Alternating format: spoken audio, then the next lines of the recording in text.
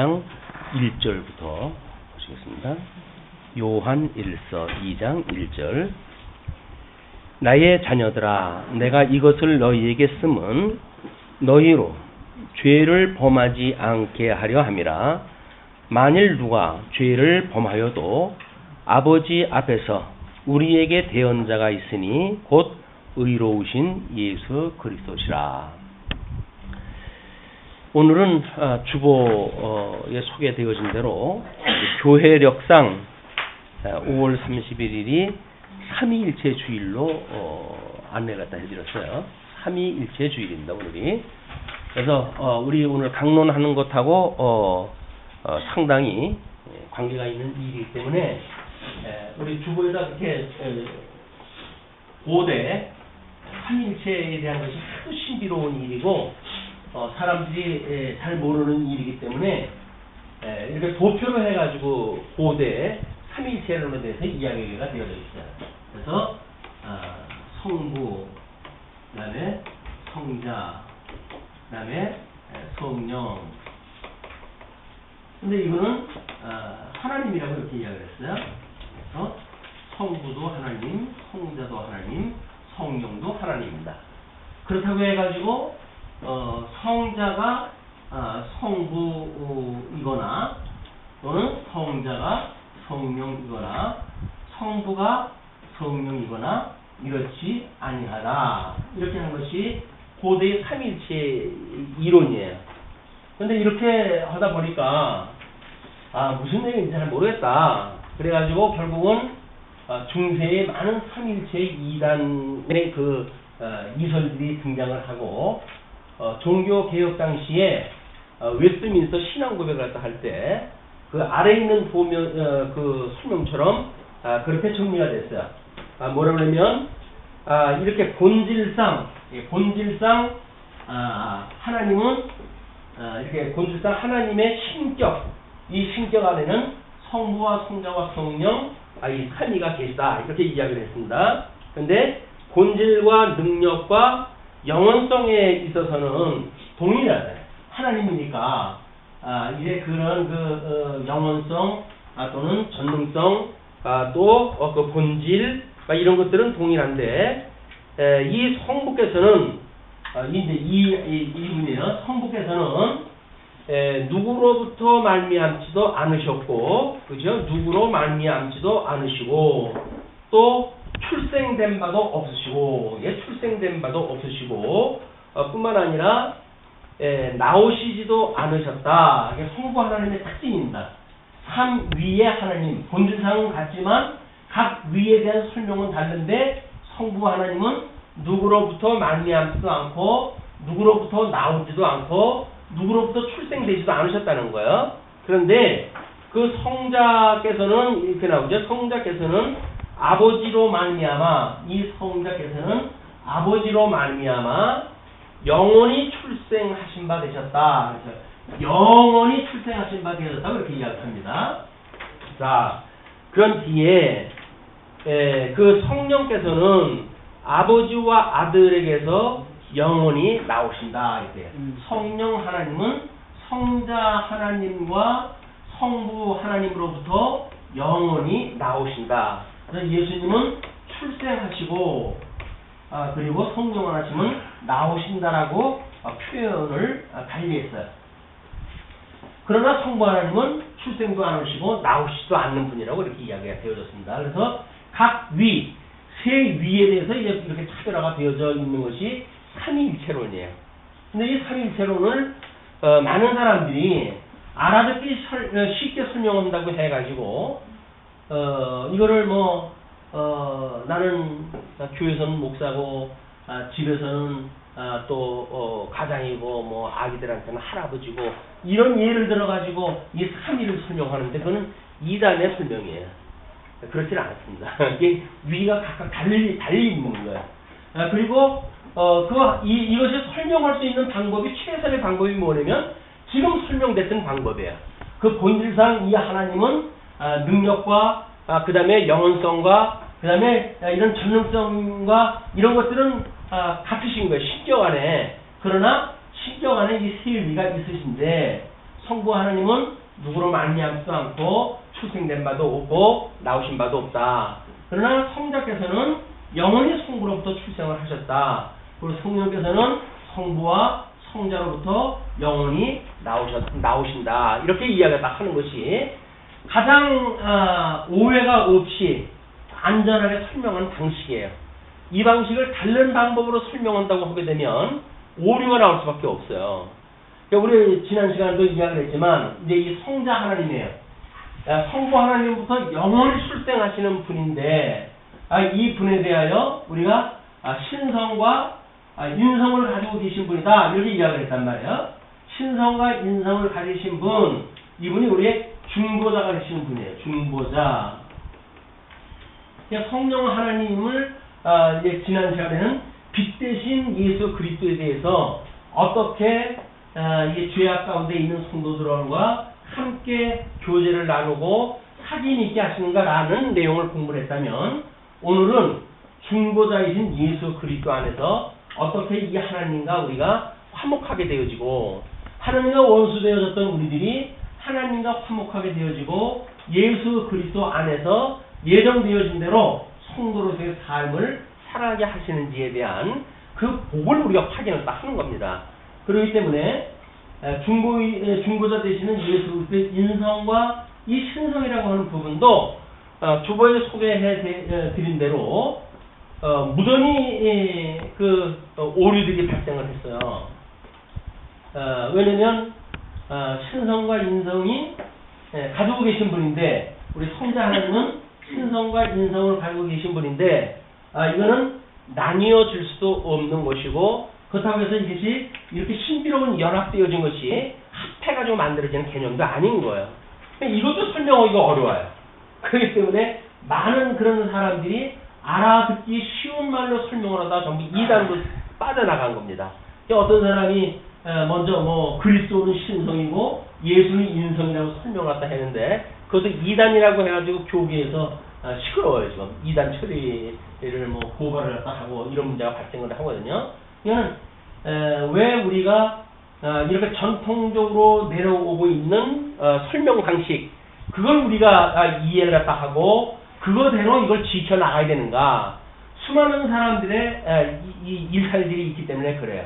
조금 더 설명을 쉽게 하는 방법으로, 알아듣기 좋은 방법으로 설명한다고 해가지고 전통적으로 교회사에서 2000년이라고 하는 이런 기간 동안 최적화되어져 있는 설명 방식을 자기가 원화된다고 그거를 쉬운 말로 설명한다고 해가지고 전부 이단으로 빠지고 결국 이단이 되어지는 거야. 이단 끝이 나는 거야. 거기에 이제 우리 요한 일서를 기록했을 당시에 이 이단으로 등장되어진 자가 영지주의라고 하지 않았어요? 영지주의. 이 사람들이 이 영은 이 신령한 어떤 영은 성스럽고 육은 더럽고 이렇게 이원화되어져 있는 사상을 가지고 있는 사람들이기 때문에 이제 우리 예수님이 오셨을 적에도 그분은 하나님의 아들로 이분에 오셨다고 하지만 더러운 인성을 가지고 있다고 하는 건 동의를 못하겠다. 이렇게 이야기가 하는 거야. 그렇게 이야기를 해가지고 어떻게 그러면 하나님이 이렇게 짠 하고 나타날 수가 있는가 라고 하는 걸로 해가지고 가짜로 등장을 했다고 해서 가연설이라고 하는 기독론을 제시가 다 하는 거야. 가짜로 등장을 했다는 거죠. 그래서 예수님이 십자가에 못 박아 죽음을 당하시는 것도 그냥 쇼를 벌이는 것처럼 이렇게 설명을 해버리는 거예요.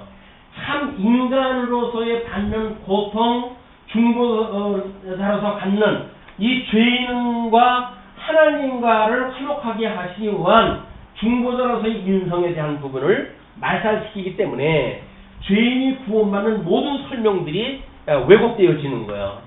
우리가 예수 그리스도를 믿는다는 이야기는 참 하나님이시고 참 사람이십니다. 그리고 참 하나님이시며 참 사람이십니다라고 세 가지를 대답해야 된다고 하지 않았어요? 지난 시간에 우리 야훼에서 확인한 겁니다. 천지 만물을 지으신 우리 하나님을 야훼에서 예배가 드리면서 우리 이 예수 그리스도에 대한 설명, 우리 예수님은 참 하나님이십니다. 예수님은 참 인간이십니다. 예수님은 참 하나님이시며 참 인간이십니다. 똑같은 설명과 같으면 세 개를 설명하지 않으면 이단이라고 그랬어요. 왜? 참 하나님이며 참 인간이십니다 라고 하는 설명이 빠져버리게 되면 참 인간이라고 하는 말을 동의할 수가 있어요. 참 하나님이라고 하는 말을 동의할 수가 있어요. 그런데 이것이 마치 어떻게 합해진 걸로 우리가 이해할 수가 있겠죠.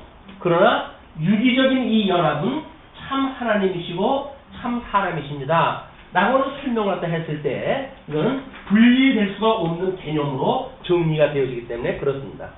우리 예수님의 정리가 되질 않아요. 이 하나님의 형상을 따라서 우리 이제 인간을 만들었는데 우리 참 하나님이신 우리 예수님의 그런 그 모습처럼 우리도 육과 영으로 해가지고 우리 지음을 받았잖아요. 그리고 이제 이걸 마음이라고 이렇게 이야기를 했어요. 그러니까 요즘 이제 뭐 관상 기도를 또 한다든가 신비주의자들이 하는 이야기가 뭐냐면 육을 가지고 기도하다가 깊은 기도를 갖다 하다가 보게 되면 우리의 영이 육신을 떠나가지고 다른 데로 갈 수가 있다는 거예요. 그것이 우리 유체 이탈이라고 하는 그런 그 이론입니다. 뭐 요즘은 유체 이탈 그 화법이 대세가 되어져 가지고 신문에 그런 그 이름은 많이 소개가 되어졌어요. 유체 이탈, 유체 이탈. 그 유체 이탈이 뭐냐면 육과 영이 분리되어지는 상태를 이야기를 해요. 그런데 과정적으로 해가지고 우리 인간이라고는 이렇게 우리는 성경에서 말하기를 육과 영은 분리될 수가 없다고 이야기를 해요. 왜? 육과 영이 분리가 된다는 이야기는 곧 죽음을 이야기합니다. 우리가 죽으면 우리의 몸은 흙으로 들어가고 우리의 영은 하나님께로 올라간다 그러잖아요. 그냥 죽음에 이르렀을 적에나 이것이 갈라지는 거지 살아있을 때 이게 분리가 되면 안 돼요. 마치 깊은 기도를 갖다 할 때 우리가 어떤 영혼이 나의 몸을 떠난 것 같은 그런 환상을 받잖아요. 그래서 3층 천을 올라갔네 어쩌네 뭐 이러는 그 사람들이 있어요. 하나님 나라를 올라갔다는 뭐 이런 깊은 기도를 갖다 하는 가운데 이게 전부 이단 교설들이에요. 이게 영지주의의 영향을 받았던 잘못되어져 있는 이론들인데 종교 개혁 당시에 이것이 웨스트민스터 신앙 고백을 갖다 해가지고 잘 정리가 된 거 아니겠어요? 그런데 500년 세월이 지나가면서 사람들이 저 중세 때 또는 초대 때 있었던 이런 잘못되어져 있는 교리들을 끌고 와가지고 오늘날 이거를 자기 방식대로 설명을 갖다 해가지고 사람들을 미혹을 다 하는 거예요. 그래서 뭐 이제 여러분 우리 수련회 때 공부할 내용에 포함되어 있지만 개혁교회에서 아주 유명한 설교자인 목사님 한 분이 유감설교도 관상기도에 심취가 되어져 가지고 촛불을 켜놓고 기도를 또 하는 이런 웃지 못할 그 연출을 이제 우리가 보게 되어지고 그렇습니다. 왜냐면 그분들은 살아있는 하나님의 말씀은 살아있고 운동력이 있어가지고 그 말씀 자체가 우리들의 어떤 이 성도들로 하여금 죽었던 자를 살려내기도 하시고 예수 그리스도의 형상을 닮아가도록 성화도 시켜가시고 이렇게 하신다는 것이 말씀으로 우리들은 감동이 와서 깨닫게 되어지잖아요. 근데 이게 믿어지지 않는 거야. 처음에는 어떻게 그렇게 믿으려고 애를 썼지만 믿어지지가 않으니까 뭔가 이 육적인 감각 문제, 이 감각적으로 해가지고 뭐가 좀 느껴져 있지 않겠느냐. 내가 하나님을 믿는데 하나님이 살아계시다고 하는 걸 뭘로 믿어요? 내가 구원받았다고 하는 걸 뭘로 믿습니까? 라는 구원에 확실하지 않은 문제 때문에 말씀이 66권 공부하려고 한다면 이건 평생을 공부해야 되고 쉽게 하나님의 착한 백성이라고 우리가 인침을 받았다고 하는 걸 느낄 수 있는 일은 이런 감정적 어떤 감각 기능을 통해 가지고 불 받아라 하는데 불 받은 것처럼 뭐 속이 화끈해지는 이런 경험을 통해 가지고 구원받았다고 생각이 드는 거지요. 그런데 그거를 가르치던 목사님도 동국대에 가가지고 불교나 우리 기독교나 다 같이 구원을 받는 길입니다. 라는 설교를 갖다 해가지고 교회가 발칵 뒤집혔어요. 그것도 뭡니다. 그걸 주장했던 저 유명한 큰 교회, 동양에서 제일 큰 교회를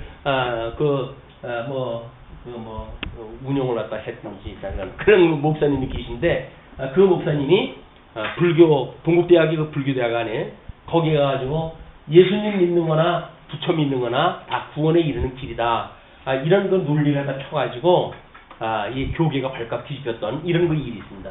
이게 하나님을 말씀으로 깨닫지 못하는 사람들이 나타나는 현상이란 말이에요. 말씀을 가지고 하나님을 믿지 못하게 되어지게 되면 이렇게 어떤 감각적으로 또는 뭐 우리가 잘못되어져 있는 어떤 이런 그 이성 기능을 가지고 하나님을 우리가 이렇게 직접 체험을 갖다 한다는 거죠. 예, 직접 체험을 통해 가지고 하나님을 깨닫지 않으면 내가 구원받았다고 하는 걸 확인할 수가 없어요. 이게 이제 우리 이 기독교에서 가지고 있는 아픔이고 뿐만 아니라 우리는 인성을 가지고 있기 때문에 육을 가지고 있기 때문에 끊임없이 죄를 짓는데 우리가 이렇게 예수님을 믿으면 믿음으로 우리는 의롭다고 칭함을 받았지 않았습니까? 그렇다고 한다면 우리가 예수님 믿으면서도 여전히 죄를 짓는 문제는 어떻게 합니까? 라고 하는 문제가 그냥 남는단 말이에요. 그러니까 사람들이 그거를 또 이 영지주의의 그런 그 교리를 그대로 끌어다가 영이 구원받았다고 한다면 그거는 영원한 구원을 받은 겁니다. 그러니까 육체가 저지르는 범죄에 대해서는 더 이상 죄가 아니올시다. 이렇게 이야기를 딱 하기 시작을 했어요. 그러니까 고래 죄 문제 때문에 괴로운 거 아닙니까? 성도라는 것이. 근데 이게 아무것도 아니라고 그러니까 그래가지고 뭐 형제니 뭐 교회니 뭐 구원파 교회니 뭐 때로는 이 영적 구원에 대한 문제를 강화시키는 왜 일주일 내내 사회생활을 할 때 죄 문제나 이런 걸로 해가지고 무거운 사람들을 교회에 와가지고 죄 문제를 건드려가지고 성도를 괴롭게 하느냐. 아주 엄청나게 이 성도를 사랑하는 것처럼 이야기했다 해가지고 많은 사람들을 자기가 마치 구원을 하는 것이냐 영만 구원을 받는다고 하면 된다고 하는 이런 그 논리가 다 펴왔던 것이 현대까지 한국교회 아픔이었어. 한국교회뿐이 아니다. 전 세계가 이런 아픔을 겪고 있는 거예요. 그런데 어쩔 수 없이 이제 서양 문화에서 동양 문화로 접해지다가 보니까 동양 사상이라고 하는 것이 왠지 좀 더 이렇게 서양 그 학문처럼 분석하고 이런 세계가 아니잖아요. 뭔가 종합을 갖다 하고 뭐 이 불교에서 이야기하거나 중교 인도에서 이야기하는 종교처럼 뭔가 묵상을 하고 그런 가운데 도를 이렇게 닦게 되어지는 그런 느낌이 기독교를 끌어들여 가지고 기독교를 그런 기독교를 만들어 버린 거예요. 그러니까 지금 기독교에서 성경을 말한다고 해가지고 다 기독교가 아닙니다. 종교, 다원주의, 세속주의, 영지주의 이런 것 때문에 만연되어져 있는 상황이기 때문에 우리는 하나님 말씀이 가는 데를 따라가야 돼요. 하나님 말씀이 가는 곳만큼만 가야지 그걸 뭐 쉽게 말한다 무슨 특별한 이야기를 한다 이렇게 해가지고 엉뚱한 이야기를 해버리게 되면 이게 전부 끝이 나는 거야. 끝이 나는 쪽으로 끌고 가는 거야.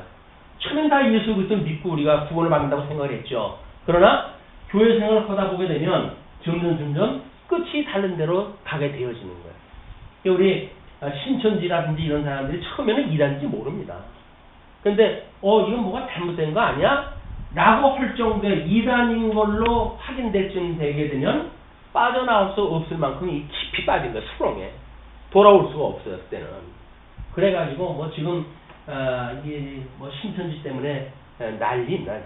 교회에서도 난리고 방송국에서도 이걸 가지고 또 뭐 했더니 명예 고발을 하든 뭐 명예훼손이라고 또 고발을 갖다 해야 되고 지네 딴에 이렇게 해가지고 지금 그 뭐 연합전선을 다 피고 이렇게 되어졌습니다.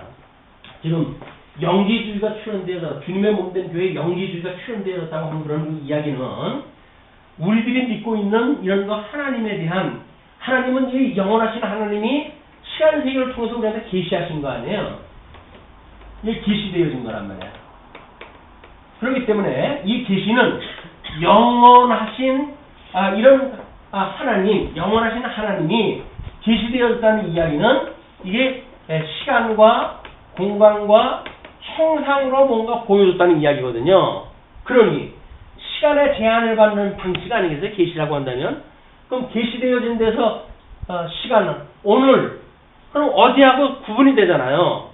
영혼이라고 하는 걸 오늘로 설명을 하는데 뭐 성경을 보게 되면 지난 이야기도 있는 것 같고 앞으로 올 이야기도 있는 것 같고 맨 그렇잖아요. 그러니까 어제와 오늘과 내일이라고 하는 이 시간 문제를 이리저리 짜깁기를 하다가 보니까 전부 모순이 불러일으켜지는 거예요. 이 계시는 영원한 것이 계시되어졌기 때문에 이 계시를 통해서 영원한 것으로 우리가 깨닫지 않게 되어지게 되면 이걸로 설명이 불가능한 겁니다. 뿐만 아니라 공간도 마찬가지죠. 우리 사도신경을 할 때로부터 지난 그 바뀌기 전에는 절이로부터 그래. 절이로부터가 도대체 뭔가 어려서부터 우리가 사도신경을 외우지만 절이로부터 심판으로 오시라 이야기를 하니까 절이로부터가 뭔가 고리대금은 아닌 것 같고 절이라고 한 걸로 모아서는 절이가 뭔가인데 우리가 저기로부터예요. 저기로부터. 그러니까 이번에 바꿔가지고 거기에서 오신다고 이렇게 표현하다 바꾼 겁니다. 왜? 우리가 알아듣기 쉬운 말로 표현하다 한 거지요. 그러니까 저기가 있고 여기가 있는 거 아니겠어요? 그 우리 예수님은 승천했다 해가지고 저기 계신 거예요. 심판을 하시려면 어디로부터 와야 돼요? 저기 계신가 저리로부터 와야죠. 그걸 이야기를 했더니 저리로부터 오신다는 이야기가 무슨 얘기인지 알아들을 수가 없는 거예요.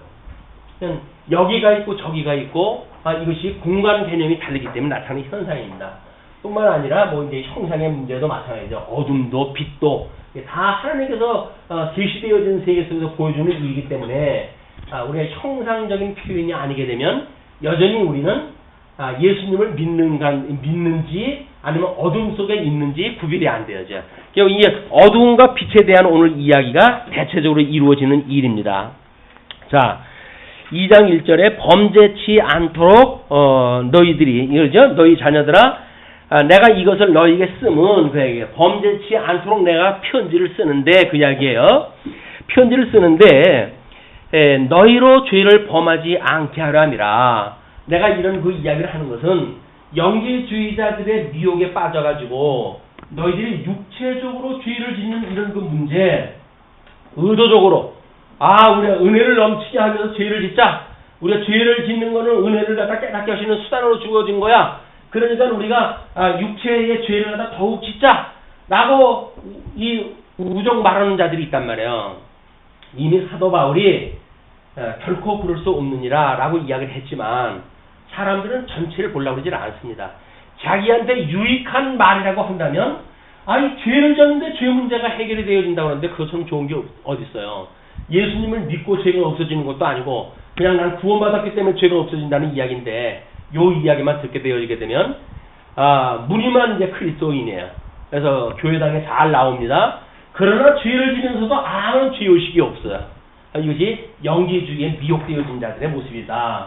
그래서 지난 시간에는 구원파에 대한 교리 문제하고 구분했다 해가지고 제가 소개했다 해드렸던 겁니다. 그런데 너희로 죄를 범하지 않게 하려 함이라. 만일 누가 죄를 범하여도 그런데 만일 여기서 죄를 범한 자가 있지 않겠어요? 그러니까 만일 누가 죄를 범하여도 아버지 앞에서 우리에게 대언자가 있다. 여기서 지금 이 중보자라고 하는 이분은 대언자예요. 이 하나님께서 우리를 이 사단이 우리를 고발하는 너는 죄인 아냐? 라고 고발을 갖다 했을 때 우리를 대신해서 변호를 갖다 해줄 분이 예수 그리스도란 말이에요.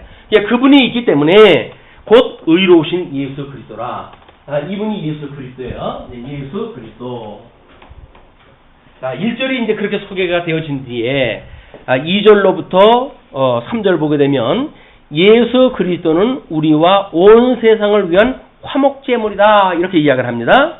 자, 그는 우리 죄를 위한 화목제물이니 예수 그리스도는 여기서 우리 죄를 짓는 우리는 죄인이기 때문에 이 모든 죄를 갖다 이 죄인이에요.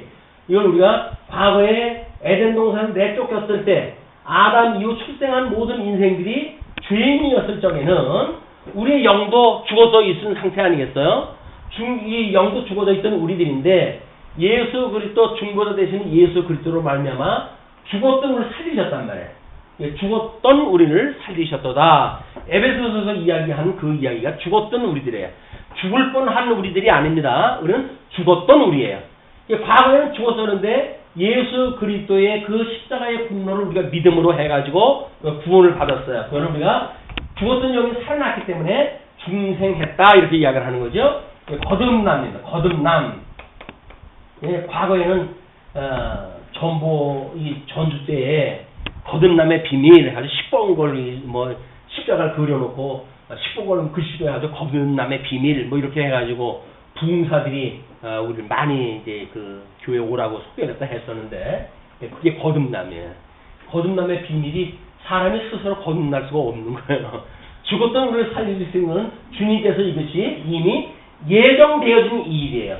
우리가 이렇게 예수님이 신성과 인성을 가지고 중보자로서의 예수님은 우리들을 다 예정을 하신 분이다. 그래서 이 예정되어졌던 사람들 중에 모든 사람들이 다 죽었던 상태로 영원히 심판을 받아야 돼요. 영원히 심판을 받아야 되지만 하나님께서 특별히 은혜로 불러준 몇 명이 있어요. 그분들이 예수를 그리스도로 믿고 죽었던 영이 살아난 사람들이에요. 그 사람은 몇이 안 돼요. 지금 예수 믿는 사람들이 수없이 많다고 하지만 이 비밀을 아는 사람들 얼마 없단 말이에요. 예수를 믿는 거예요. 예수님이 우리들을 위해서 죄를 용서해 주셨어 라고 믿는 거를 이 믿는 사람들이 거듭나는 사람이에요. 죽었던 것을 살리셨다고 믿는 사람들이에요. 그래서 우리가 비록 어둠에 살고 있지만 우리는 빛에 거한다라고 우리가 믿고 있는 사람들이에요. 그럼에도 불구하고 육체의 죄를 짓고 있는 아픔이 있기 때문에 4절에 이렇게 이야기를 하는 겁니다. 그를 아노라 하고 그의 계명을 지키지 아니하는 자는 거짓말하는 자요 진리가 그 속에 있지 아니하되. 그러니까 우리가 계명을 지키면 이로써 우리가 그를 아는 줄로 아는 거지요. 거듭나고 중생되어졌다고 그래요. 우리는 이 영이 다시 살아났다라고 하고 거듭났고 그래서 우리 예수 그리스도의 지체가 되어졌다고 한다면 이 지체는 어디에 매달려져 있는 거예요? 예수 그리스도 머리에 매달려져 있는 거예요. 머리. 이 머리인 예수 그리스도의 몸으로의 지체란 말이에요. 그런데 이 지체인 우리들이 예수님을 믿는다고 그러면서 여기서 예수님이 믿는 계명, 예수님이 우리한테 지키라고 했던 계명, 이 계명을 우리가 지키지 않는다고 한다면 우리 안에는 진리가 없다 그 이야기예요. 조금씩 이제 고민이 시작되죠. 내 안에 사랑이 있는지 계명을 지키는지에 대한 의심이 들기 시작을 하는데 이미 1절에서 우리 비록 여기 있다고 하더라도 대언자가 되시는 예수 그리스도가 있으므로 우리는 여기서 날마다 여기서 거듭나고 중생되어지고 하는 거에 우리가 성화되어져 간다고 우리가 배우고 있으니까 그런 대전제가 없으면 이 말이 안 되는 거 아닙니까? 2장 1절에 그 말을 우리가 뿌리를 붙들고 있어야 돼요. 우리가 비록 육신으로 있을 때 다 죄를 짓지 않을 수 없기 때문에 죄를 짓는 자가 있다 할지라도 우리에게는 중보자 되시는 대언자가 계시다. 그러므로 그분이 예수 그리스도다. 너희들이 믿는다고 했던 분이 그분이다 그 이야기예요. 그냥 그 이야기는 뭡니까? 죽었던 영을 살리셨던 분께서 우리들의 육신에 있는 우리들의 죄에 대한 문제, 우리 주님께서 이거를 치료해 주실 리가 없지 않겠느냐? 라고 믿는 거란 말이에요. 그것이 나중에 이 몸이 지금은 더러운 육신의 몸이지만 나중에 거룩한 또 신령한 몸, 이 신령한 몸으로 우리가 성장되어져 가는 거란 말이에요. 지금은 우리가 이 더러운 몸을 가지고 있지요. 그러나 거듭나고 중생해서 하나님 나라에 우리가 유업을 입고 살아갈 때 우리의 몸은 신령한 몸이에요. 신령한 몸. 이 몸은 어디 가요? 나중에 흙으로 들어가죠. 흙으로 왔으니까 이 흙으로 돌아가는 거예요. 이것이 예수 그리스도의 말씀으로 끊임없는 중보의 사역으로 신령한 몸으로 우리가 바뀌어져 가는 것이다. 신령한 몸으로 바뀌어가는 거라고 이야기했다 했더니 기껏 이 육신을 가지고 죄를 짓는 거를 이걸 어떤 핑계에다 대우고 방피막을 삼고 이 쾌락을 즐기자고 그러니 얼마나 품앗고 답답한 일입니까? 이게 아니라 신령한 몸으로 지금 바꿔가시겠다 그 이야기예요. 가나안에 입성했던 백성들이 이제 나중에 이제 그 설명이 나오지만 입성한 자들이 끊임없이 세대 교체를 갖다 하듯이 우리는 여기서 세대 교체가 되어지는 겁니다. 자, 그러면 그를 아노라 하고 2, 3절까지 이야기했던 한데 4절부터 6절까지가 저를 아는 자는 계명을 지키고 행하여 거하는 자다 이렇게 이야기를 해요. 그래서 저라고 하는 인칭 대명사가 나오고 너희라고 하는 인칭 대명사가 나오니까 구분이 되어져야 됩니다. 그를 아노라. 이 그는 저예요. 그를 아노라 하고 그는 저 하나님, 너희들 하나님을 안다고 하고 중보들을 안다 하고 이제 그런 그 이야기죠. 아노라 하고 그의 계명을 지키지 아니하는 자는 거짓말하는 자요 진리가 그 속에 있지 아니하되 누구든지 그의 말씀을 지키는 자는 하나님의 사랑이 참으로 그 속에서 온전하게 되었나니 이로써 우리가 그의 안에 있는 줄을 아노라. 자, 여기서 지금 우리가 계명을 지키는 그 계명을 지켰을 때 우리가 그 속에서 온전하게 되었다고 이렇게 이야기를 하잖아요. 그래서 웨스트민스터 신앙고백에 성도의 윤리 문제를 가게 되면 십계명을 전부 풀어서 설명을 다 한 거예요. 근데 그 십계명을 풀어서 설명한 것이 이런 논리를 가지고 요한 1서 저자의 의도를 따라서 설명을 했으면 우리가 그 의미가 뭔지를 알지요. 근데 칼빈은 그거를 어떻게 설명을 했냐면 그 율법을, 그죠? 그 율법을 이거를 도덕법,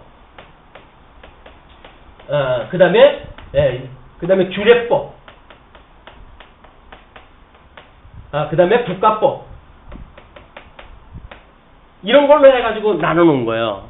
그런데 국가법이니 규례법이니 이건 다 이루었다 주님께서. 그러나 도덕법은 아직도 남아있기 때문에 십계명, 도덕에서 이 십계명에서 말하고 있는 이 도덕법은 우리가 여전히 지켜야 될 것이 지금 이게 유효하다라고 이야기하다 한 거예요.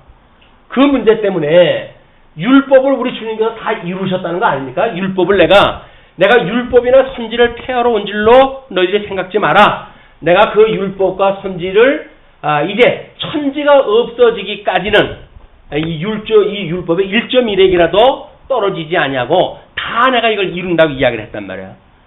근데 예수님께서 부분적으로 해가지고는 우리의 구원의 사역에 대한 관한한 십자가에서 못 박아 죽으시면서 다 이루었다 이렇게 이야기를 했어요.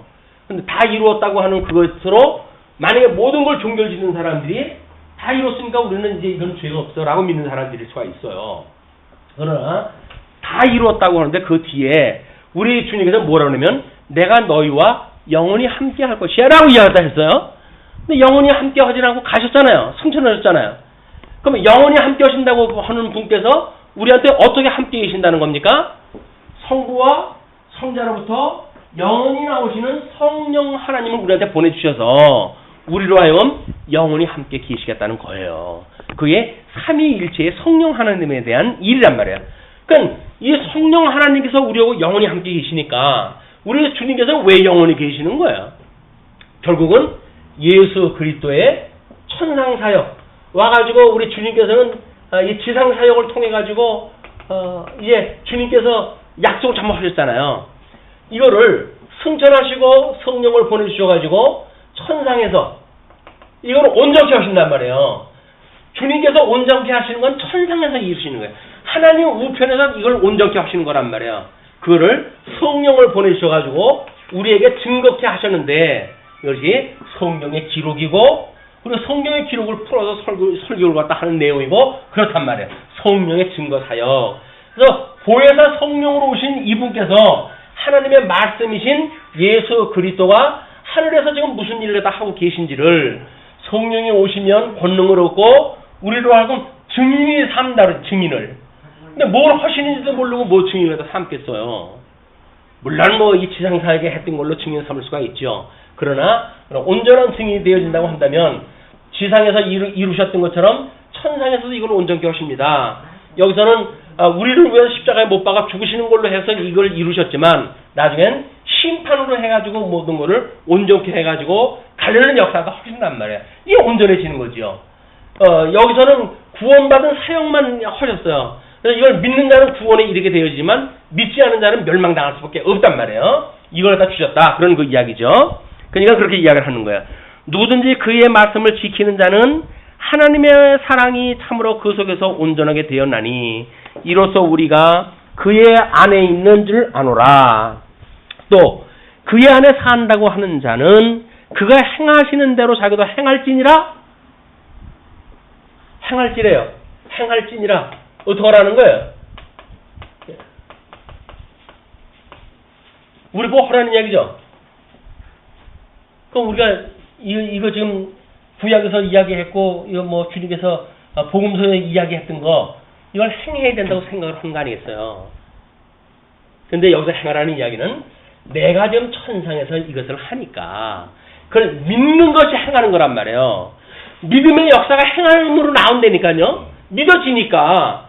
아니 그분께서 우리로 하여금 주일날 교회당으로 나올 수 있는 마음을 주시고 여건을 주시고 그러는데 어떻게 안 나와요? 이게 나오게 되어지는 거라니까요. 어떤 분은 나왔다고 가시잖아요. 왜? 하나님의 조건을 주지 않으면 안 된다니까요. 생명의 말씀에 그걸 들을 수가 없는 거예요. 이걸 못 듣게 하시는데 어떻게 해요? 아니 뭐 배낭간 문자 와가지고 빨리 나오는데 나가지 어떻게 해요 이걸. 그걸 못 듣는 거예요. 왜 그럴까요? 천상에서 이걸 우리들로 이렇게 행하게 하시는 그 주님이 보이지 않는 거예요. 우리 눈이 어둠에 살고 있기 때문에 이 우리의 눈으로 해가지고 신령한 세계가 보이질 않아요. 빛의 세계가 보이질 않아요. 하나님이 지금 천상에서 이루는 그 역사가 보이질 않는다니까요. 그걸 보는 거를 우리가 믿음의 눈이다 이야기를 하는 거예요. 그러니까 우리 눈을 여시고 하늘에 계신 우리 주님을 보이게 되어지게 되면 그 극단적으로 보여주는 사건이 뭡니까? 사도행전에서 스데반 집사가 자기 돌로 쳐 죽이는 자들 앞에서 뭐라고 이야기했다 해요? 이 행하는 그 스데반 집사의 행위가 어떤 행위로 나오죠? 하나님이 하늘을 여시고 하나님 보좌 우편에 계시던 예수 그리스도를 그분을 보여주시니까 주여 저들이 무엇을 행하는지 모릅니다. 그러니 저들의 죄를 저들한테 돌리지 말아 주십시오. 라고 간구를 갖다 하고 돌에 맞아 죽는 거예요. 왜? 천상에서 주님이 그 하시는 일이 보이니까. 하나님 보좌 우편에 계신 그분이 보이니까. 온전케 하시는 그분이 보이니까. 우리가 머리라고 했던 그분이 보이니까. 우리가 머리라고 했던 그분이 주님의 몸된 교회를 지금 이것을 이루어 가신다고 하는 것이 내가 이것을 하니까 너희들 뭐 해라 그 이야기예요. 그래서 이걸 주님께서 천상에서 하시는 주님을 우리가 행한 이 행위에 주관자 된다 이렇게 이야기해요. 주관자 이분께 주관하신다 그 이야기예요. 그 일을 하는 사람은 주체자죠. 우리가 그리스도의 몸으로 해가지고 행위가 우리의 몸으로 해서 드러나지요. 그러니까 성도의 행위가 말도 아니야. 이건 아무것도 없어도 되라고 말하는 것은 이런 하나님을 믿지 못하는 거예요. 아직도 하나님 보좌 우편에서 우리를 위해서 끊임없이 중보 기도를 하시는 그분이 믿어지지 않는 거예요. 중보자 되시는 분이 믿어지지 않는다니까요. 그냥 그분은 구원받지 못한 사람이란 말이에요. 근데 구원받았다고 자기가 착각을 하니까 아니 하나님은 구원 안 시켰는데 지가 구원받았대. 그래 놓고 사니까는 구원받지 못한 상태로 구원받은 것처럼 착각하다가 구원받지 못하도록 심판받는 것이 그런 사람들의 일이다 그 이야기예요. 이게 또 뭐 재미나게 이야기하려고 비슷한 표현을 세 가지씩 해가지고 헷갈리실지 모르겠는데 네, 그런 그 예수님이 믿어지지 않는 사람들이 믿는 것처럼 착각하다가 믿지 않는 사람들 심판받을 때 함께 맞는 것이다. 그런 그 이야기입니다. 자, 7절서부터 11절까지 보게 되면 새 계명은 빛 가운데 거하여 형제를 사랑하는 것이래요. 점점 더 이제 조금 구체적으로 사랑이가 나오니까 조금 좀 힘들어져요. 사랑커녕 자 사랑하는 자들아 내가 새 계명을 너희에게 쓰는 것이 아니라 지금 그 독자들한테 지금 이야기를 하는 겁니다. 사랑하는 자들아 내가 새 계명을 너희에게 쓰는 것이 아니라 너희가 처음부터 가진 옛 계명이니 처음부터 가지고 있던 옛 계명이래요. 그래서 지금 여기서 이 칼빈이 말했던 것처럼 여기서 말했던 이 계명을 이야기하는 것일 수가 있죠. 이 계명이니 그 이야기입니다. 그 계명이니 너희가 처음부터 가진 옛 계명이니 이 옛 계명은 너희가 들은 바 말씀이거니와. 그건 뭐예요? 구약 성경을 통해 가지고 끊임없이 이 율법에 대하여 율법과 선지에 대하여 끊임없이 선포가 되어진 것이 뭐예요? 오실 예수 그리스도의 예표적인 설명이었잖아요. 다. 이 율법에 대한 것이 오실 분에 대한 이야기였단 말이에요. 그러니까 너희들이 이제 그렇게 쓴 그런 그 옛 계명은 너희가 들어봤던 이야기였다. 이 율법과 선지로 우리 예수님이 오셨고 이것을 이루시려고 십자가에 못 박아 죽으셨고 했던 것이 복음서의 내용이란 말이에요. 그리고 내가 다시 너희에게 새 계명을 쓰노니 다시라고 하는 그 이야기는 아마 그 표현상 뭐 어떤 성경학자는 그럼에도 라고 하는 걸로 접독사의 의미를 바꿔야 된다고 이렇게 이야기를 합니다. 왜? 지금 그 뒤에 이 새 계명을 쓴다고 이야기하잖아요. 지금 너희들한테 계명을 내가 알려주는데 이거는 과거의 그런 옛 계명의 이야기야. 근데 내가 쓰는 것은 옛 계명이 아니고 새 계명이란다 라고 이야기를 천재를 했잖아요. 그러면서 옛 계명에 대하여 설명을 하면서 다시 내가 너희들한테는 새 계명을 쓰는 것이야. 그렇게 이야기를 하니까 내가 다시 그러니까 7절의 이야기에 이어서 들은 바 말씀이거니와 너희들이 구약 성경을 통해서 그 말씀을 들었지만 그래 들어서 알고 있음에도 불구하고 내가 너희에게 새 계명을 쓰노니 그에게와 너희에게도 참된 것이라. 하나님께서 우리에게 참된 것으로 알려준 거란 말이에요. 그 새 계명이라고 하는 것이 그게 뭐냐면 이는 어둠이 지나가고 참 빛이 벌써 비침이니라. 어둠이 예수님이 빛으로 오셨다고 그랬어요. 우리가 1장 공부할 때 지금 이 세상은 어둠으로 가득 찼던 세상인데 우리 예수님께서 빛으로 이 땅에 오셔가지고 빛을 비춰주셨단 말이에요. 이분이 이미 비춰놨으니까 이렇게 옛 계명 그림자로 보여졌던 이 계명이 아니라 예수님이 주셨던 새 계명을 내가 너희한테 쓰는 거다. 그런 이야기입니다. 그런데 그러니까 빛 가운데 있다 하면서 그 형제를 미워하는 자는 지금까지 어둠에 있는 자요. 우리가 빛 가운데 있다고 예수님을 믿어가지고 나는 빛 가운데 있어요. 그래서 이제는 하나님에 대하여 이렇게 중보자에 대하여 우리를 향하여 기뻐하신 뜻에 대하여 우리는 잘 알 수가 있어요. 라고 말하면서도 불구하고 사랑이 없다고 한다면 그 이야기죠.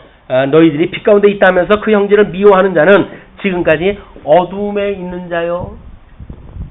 여러 말이 필요 없으니까 이제 우리는 뭐 계명을 믿고 예수님을 믿어요 어쩌고 저쩌고 해가지고 나한테 좀 힘들지 않는 이야기는 모든 걸 다 이야기를 할 수가 있어요. 아예 공짜로 줬대는데 믿음으로 그냥 공짜로 줬대는데 그거 믿지 않을 사람이 어디 있어요. 그건 말을 갖다 할 수가 있는데 그걸 믿는다고 하는 실체를 우리 예수님께서 베껴가지고 가면을 쓰고 있는 우리 가면을 벗겨버리게 되면 우리가 그 사랑이라고 하는 그런 모습으로 드러난단 말이에요. 어둠에서 사랑이라는 모습으로 드러나요. 사랑이라 그러니까 또 뭐 옆에 사람 손 붙들고 사랑합니다라고 말하는 게 사랑하는 게 아니라고 우리가 수없이 이야기를 하지 않습니까? 우리가 성경에서 말하는 사랑이라는 게 뭐예요? 결국은 진리와 함께 기뻐하는 거라니까요. 이거를 진리를 우리가 이걸 위해 가지고 뭐 이런 일 저런 일을 하는 것이 우리가 사랑이란 말이에요. 사랑한다고 하면서 무슨 옆에 사람 밥 먹여주는 게 사랑이라고 생각이 드니까 그러니까 뭐 밥 퍼주는 것이 기독교인들의 본분인 걸로 착하게 되어지는 거예요. 그래서 사회 뭐 구원을 갖다 헌대는 운동 이래가지고 본질을 떠난 데 성도들의 마음을 쏠려가게 한단 말이에요. 아니, 말씀을 향해가지고 성도들의 마음을 자꾸 모으게 해야지. 세상에 허튼 일들 쪽으로 한번 흩어버리니까 예수님이 마리아와 마르다의 예를 들어가지고 뭐라 그랬어요? 말씀 듣는 마리아가 못마땅해 해가지고 그거 좀 애 좀 보내라고 나한테 바빠 죽겠는데 그랬더니 예수님이 뭐라 합니까? 마르다야 세상의 일은 죽을 때까지 해도 끝나질 않아. 지쳐는 있는 게 해야 될 일이란다. 그러나 내 말을 듣는 것 하나님의 말씀을 듣는 것이 그런 거 하는 것보다 훨씬 이게 유익한 거야. 그렇게 이야기를 하잖아요. 교회 사명이 뭐예요? 진리 전승과 보수예요. 그냥 그게 교회에서 하는 일이니까요. 쓸데없이 무슨 뭐 다른 사람 도와준다고 해가지고 뭐 이렇게 자기 뭐 이 낯 세우고 이러는 게 아니에요. 자기 낯이 세우게 되면 하나님 영광 다 가리는 거죠. 그냥 허튼 영광 위해 가지고 하나님 영광 가리는 일을 하는 것이 좀 잘못되어 있는 성도들이 하는 일들이다. 막 이런 그 개념을 잘 파악을 갖다 하셨으면 좋겠습니다. 자 그러면서 이제 그 10절에 이렇게 이야기를 합니다. 그의 형제를 사랑하는 자는 빛 가운데 거하여 자기 속에 꺼리낌이 없으나 말씀으로 해가지고 이 복음을 갖다 알고 또 육신으로 해가지고 죄가 있다고 할지라도 우리 중보자 되시는 예수님께서 대언으로 우리의 모든 죄를 갖다 용서를 갖다 해주시고 하나님 앞에 우리의 죄를 갖다 용서해 주셨다고 하고 이런 게 믿어지고 하니까 이게 진리 아닙니까? 예수 그리스도 믿는 거 아니에요. 이게 복음 아니에요. 이걸 가지고 피자 사랑을 다 하는 거예요. 근데 우리가 우리에게 죄 진 자를 사하여 준 것처럼 우리 죄를 사하여 주옵시고 왜 사해 달라는 거예요? 왜 용서를 다 해줬다는 이야기예요? 진리 안에서 함께 사랑을 다 하니까. 근데 진리 안에서 사랑한다고 하면서 뭐 엉뚱하게 해가지고 미워하게 되면 진리를 사랑하는 거 방해하고 반대하고 지금 뭐 복음 전하는 거 할 수만 있으면 뭐 회방 놓고 이렇게 하는 거는 이게 진리를 사랑하는 게 아니죠. 자, 그래서 그런 사람들은 자기 속에 꺼리낌이 없대요. 왜? 이제 이 사랑은 모든 계명이 완성이라고 그러지 않았어요. 그러니까 사랑을 금지할 법이 없어요. 우리가 이 진리 안에서 사랑을 하는 일이 성경 전체가 말하고 있는 내용이기 때문에 사랑을 금지할 법이 없어요. 근데 뭐라 그래요? 복음을 증거하는데 잘못된 자들은 그 복음 증거하는 자에게 복음 증거하지 마라. 뭐 회방을 놓고 그러잖아 이게. 뭐 우리 그 미숙했던 고린도 교회라든지 하는 진리를 방해하는 그 일들이 뭡니까 다. 복음 진리를 증거하는 일을 못하게 만드는 거죠. 뭐 회방을 놓고 모이기를 패하게 만들고 목사가 필요 없다고 말하고 이런 일들이 말씀을 회방하는 일이란 말이에요 이게. 이게 무슨 일이 모르니까 우리가 그냥 제도를 따라가지고 하려고 그러지. 무서운 일이에요 무서운 일. 하나님의 진리가 자그마한 곳이라도 우리 하나님이 어떠한 그 직임을 줬고 어떤 은사를 줘가지고 중매 몸된 교회에 이 몸을 이루어가는지 이걸 우리가 몸에서 배우고 있는 곳인데 이걸 전부 해체시킨다는 이야기는 뭡니까? 진리 자체를 해체시키겠다 그 이야기예요. 무서운 음모가 있는 거예요 거기에. 무슨 뭐 엉뚱한 진리 무슨 뭐 이런 거를 붙들고 가다가 보게 되면 그들은 어디로 간다고요? 이쪽으로 가는 거예요 이걸. 자 그렇기 때문에 그의 형제를 미워하는 자는 어둠에 있고 또 어둠에 행하며 갈 곳을 알지 못하나니 이는 그 어둠이 그의 눈을 멀게 하였습니다. 우리 이 인간은 외부를 통과하는 그 관문이 있어요. 그게 바로 눈이에요, 눈. 속눈썹 그리고 길이에 길어야 이인이었지. 눈. 외부하고 이 안하고 우리 몸 안으로 해가지고 통로가 이 눈이란 말이에요. 근데 이 눈을 멀게 해버렸어요. 그러니까 바깥을 본다 못 본다? 못 보는 거죠. 그러니까 그냥 어두움에 있을 수밖에 없는 그런 주변이 되어진 거죠. 예, 그의 눈을 멀게 하였습니다. 그러면서 이제 12절로 17절까지 자녀와 아비와 청년이 하나님의 뜻을 행하게 하신다고 하는 걸 이야기를 합니다. 이것도 이제 조금 복잡한 이야기예요. 그러니까 집중을 해서 잘 들으셔야 이제 이해가 될 것 같습니다. 자녀들아, 여기서는 자녀들아, 아비들아, 청년들아, 아이들아 이렇게 그 대명사가 4개가 나와요. 근데 자녀들아 라고 이야기했을 적에는 뭐가 떠올라야 되겠죠? 아까 인칭 대명사에 대해서 제가 미리 말씀을 드렸어요. 2장 1절을 갖다 이야기할 때 이미 그분이 여기서 말하고 있는 이 편지를 갖다 받아야 될 수신자들 그 자들에 대하여 자녀들아 이렇게 이야기했다 한 거예요. 그러면 자녀들 안에 이 자녀들 안에 지금 이 예화를 갖다 듣는데 아비도 있고 청년들도 있고 그리고 아이들도 있는 거야. 이 자녀들이라고 하는 건 이 세 부류가 다 포함되어진 개념이에요. 요한 1서를 받아야 될 수신자들 그 자들을 자녀라고 이야기를 했는데 그 자녀들 중에는 나이 먹은 사람도 있고 청년도 있고 그리고 아이도 있단 말이에요. 그러니까 주면 몸된 교회는 이렇게 다 섞여져 있는 거예요. 모판에 무슨 뭐 잘하듯이 이렇게 일정해야 된다 그런 게 교회가 아닙니다. 교회는 똥 싸는 어린아이도 있어야 되고 그리고 그냥 가만히 자리 지키는 어른도 계시는 거예요 이게. 그러면서 이제 이렇게 이제 봅니다. 자녀들아 내가 너희에게 쓰는 것은 너희 죄가 그의 이름으로 말미암아 사함을 받았으며 내가 이 사함을 받았다고 하는 건 이걸 받았단 말이에요. 이거를 이해를 돕기 위해 가지고 이제 출애굽 사건을 가지고 한번 이제 소개했다 합니다. 이 애굽에 있었던 어둠에 있었던 거를 애굽의 종로로 타고 있었잖아요. 이 애굽의 종로로 타고 있었던 이스라엘 백성들을 하나님이 인도하다 해내렸어요. 그걸 출애굽 사건이라고 이렇게 이야기를 합니다. 출애굽 그럼 우리도 어둠에서 구원받았다고 하는 걸 중생이라고 이야기를 했지만 그것이 출애굽 사건이란 말이에요. 죄에서 우리가 자유를 갖다 입었던 사건. 그런데 자, 그의 이름으로 말미암아 사함을 받았으며 아비들아 내가 너에게 쓰는 것은 이게 아비들이에요. 아비들. 아비라고 한다면 아마 여기에서 이 출애굽을 갖다 했을 때 여기서 20세로부터 60세까지 60세까지는 나가 전쟁에 있을 사람들이죠. 요 사람들만 숫자가 다 세운 거 아니겠어요? 예, 요 부류가 있고 요 20살 미만이 있고 60살 이상이 있어요. 요 개념을 가지고 이제 이걸 갖다 생각을 갖다 하시면 돼요. 그러면서 아비들아 내가 너희에게 쓰는 것은 너희가 태초부터 계시니라고 하는 거는 우리가 요한복음 1장을 소개를 갖다 했을 때 선제하신 예수 그리스도를 믿는 것. 이 예수님은 태초부터 말씀으로 계셨던 분이라고 그러지 않았어요. 그걸 우리가 세상을 짓기 전서부터 계셨던 분, 그걸 선제라고 이렇게 이야기를 해요. 말씀이 이분이 세상을 지었으니까 세상을 짓기 전서부터 계셨던 분 아니에요? 그걸 선제하셨다 이렇게 이야기를 하는 거란 말이에요.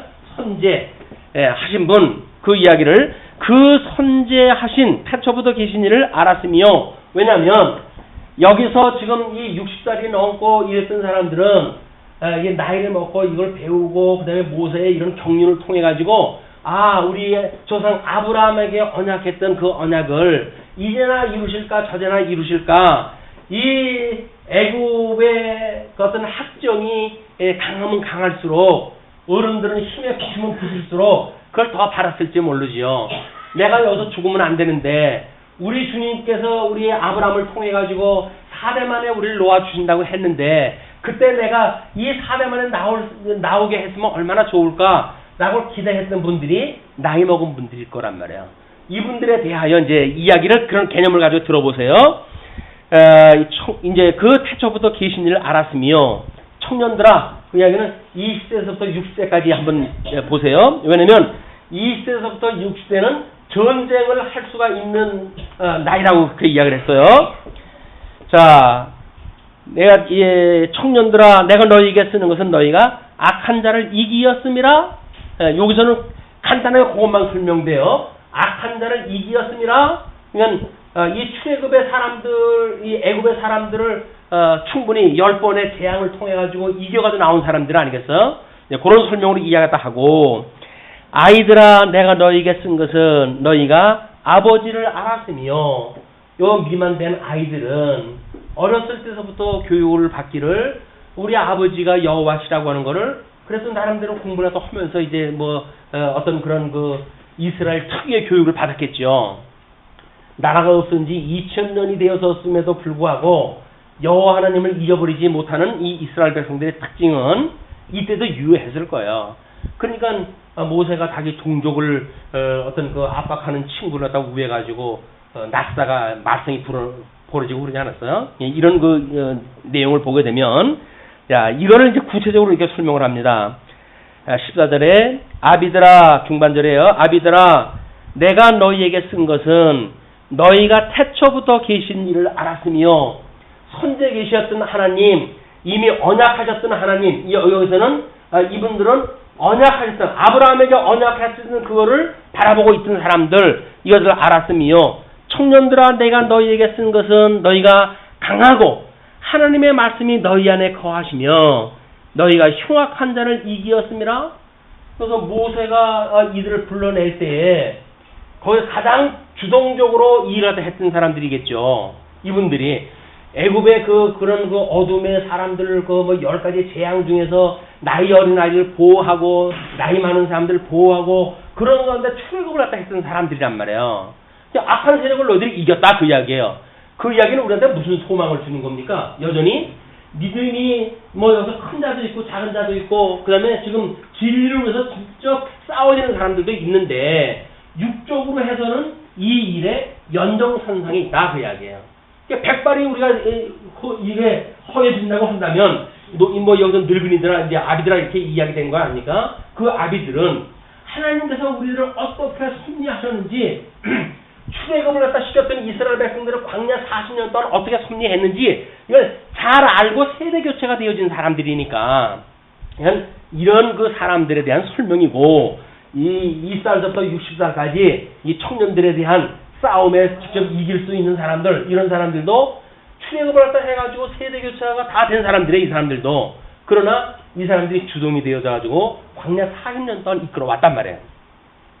자 그러면서 청년들아 내가 너희에게 쓴 것은 너희가 강하고 하나님의 말씀이 너희 안에 거하시며 말씀이 거했다는 이야기예요. 그럼 모세가 인도했을 적엔 말씀이 어떻게 거했을까요? 모세의 명령을 지키는 걸로 이 사람들을 거했겠죠. 이것이 십계명이고 이 율법이란 말이에요. 이거를 시내산에다 받은 대로 해가지고 잘 따라왔던 사람들이 이제 뭐 세대 교체가 끝날 때까지 이스라엘 백성들을 인도했던 주도 세력이 되어졌던 거 아닙니까? 이 사람들이었었고 그리고 그 말씀이 너희 안에 거하시며 너희가 흉악한 자를 이기었습니다. 흉악한 자를 이겼다는 이야기는 이렇게 구약세 때 이야기했던 것처럼 너희들이 지금 줄면 몸된 교회에 내가 이 편지를 쓰고 뭐 영지주의가 들어와가지고 공격을 했다 하고 이런다 할지라도 너희들은 잘 지켜오지 않았니? 그 이야기죠. 그럼 여기 아비들은 이걸 잘 지켜왔어요. 그리고 이 진리를 아는 사람들은 영지주의를 대적을 할 거예요. 여기서도. 그러나 아이들은 우리 미혹당할 수밖에 없잖아요. 그러나 너희들이 우리 저 타초에 계셨던 하나님 너희 아버지를 아니까 그거로부터 이 죄의 문제로부터 너희들이 굳건하게 지켜라. 그런 그 이야기입니다. 너희의 흉악한 자를 이기었습니다. 그러면서 15절 이 세상이나 세상에 있는 것들을 사랑하지 말라. 누구든지 세상을 사랑하면 아버지의 사랑이 그 안에 있지 아니하니 사랑의 범주를 여기서 어둠으로 이야기를 해요. 어둠을 사랑하지 마라. 자, 근데 그 설명이 뭐냐면 어둠을 사랑하지 마라. 그렇게 사랑한다고 한다면 아버지의 사랑이 그 안에 있지 않다. 그렇게 이야기를 합니다. 그러면서 이는 세상에 있는 모든 것이 육신의 정욕과 여기 어둠에 있는 것이 육신의 정욕과 안목의 정욕과 이생의 자랑이니 이렇게 이야기하죠. 이생의 자랑이 다 아버지께로부터 온 것이 아니요. 이건 어디로부터 온 거라고요? 어둠이 우리한테 온 거라 그래요. 어둠에로부터 온 것이다. 그러니 세상으로부터 온 것이라. 그러나 이 세상도 그 정욕도 지나가되 오직 하나님의 뜻을 행하는 자는 영원히 거하느니라. 하나님께서 이건 다 심판으로 해가 다 없애버릴 것인데 없어질 걸 사랑하는 것처럼 허망스러운 게 어디 있겠니? 그 이야기예요. 그런데 이걸 설명하려면 조금 이제 길어집니다만은 뭐 육신의 정욕, 안목의 정욕, 이상의 자랑 이것이 에덴 동산에서 우리 선악과의 문제를 가지고 미혹을 당했을 때 선과 악을 알게는 과일 열매를 따먹지 마라. 따먹으면 죽는다. 라고 했을 때 미혹되어진 아담과 하와의 그런 표현이에요. 뭐라 그럽니까? 보암직스럽고 먹음직스럽고 지혜 있을 만큼 탐스러운 나무로 보인단 말이에요. 이게 그러니까 아담을 미혹했던 그런 이 사단의 권세가 가지고 있는 미혹거리가 물론 예수님이 오셔가지고 시험을 받을 때도 마찬가지죠. 떡을 먹으러 먹어가지고 먹으려는 둥 그리고 뭐라 그래요? 이제 성전에서 뛰어내리려는 둥 그리고 이 세상의 걸 다 줄 테니까 나에게 경배를 갖다 하려는 둥 이게 사단이 이 계약을 갖다 해오는 이야기란 말이에요. 요 이야기를 오늘은 요 정도 이제 맛배기로 해가지고 끝을 내면서 다음 시간에 이 이야기를 구체적으로 이제 설명을 해가면서 이것이 어떻게 세상 끝날까지 인간의 저 인격적 구성하고 연결이 되어지는지 이걸 살펴보면서 다음으로 넘어가도록 하겠습니다. 네, 오늘은 여기서 마치죠. 이 세상도 그 정욕도 지나가되 오직 하나님의 뜻을 행하는 자는 영원히 거하느니라.